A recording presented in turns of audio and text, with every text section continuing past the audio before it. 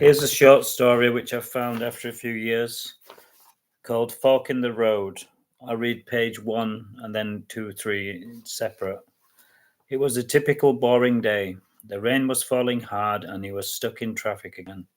His mood was as black as the tarmac and he turned on the radio to enliven things. The Carpenters' music blared out. He was hoping for ZZ Top, but what the hell? He found himself smiling and tapping his thumb on the steering wheel.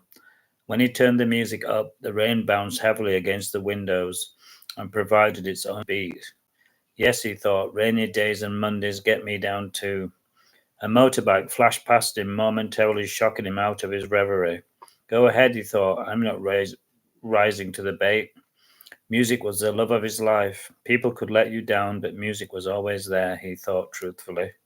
In his dreams, he wanted to be a rock star, but he had never mastered an instrument despite his effort, so he took pleasure from others' talents. The song finished and he pulled into the service station. He was desperate for a coffee. When he sat down, he noticed at the table a pretty blonde sat across from him. He gave her a smile, and to his surprise, she smiled back. He carried on drinking his coffee. He wasn't one for chatting up women, but she was so hot that he was tempted to try his luck.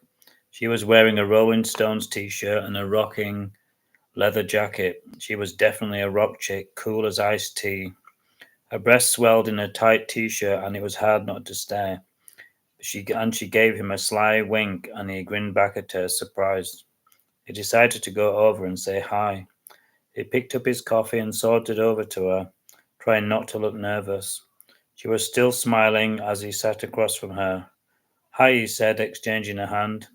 I'm Mike. Hi, she said, and flashed a super white smile. I'm Susie, she said confidently, as he felt a soft hand surge and as he felt a soft hand, a surge of electricity went through him. What are you doing round these parts?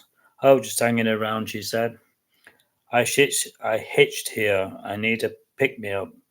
Me too, he replied quickly. I'm bushed, he added. I nearly fell asleep at the wheel. She laughed and pushed her breast towards him. He tried not to stare, but it wasn't easy. Where are you heading? He asked.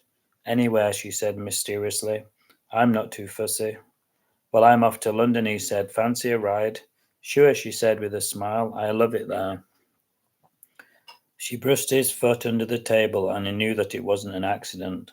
Then they finished their coffee and headed for the car.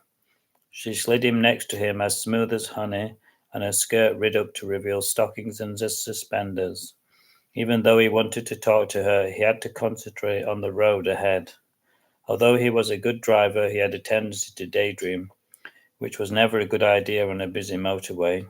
He turned up the music and they both sang along. Part 2 coming soon.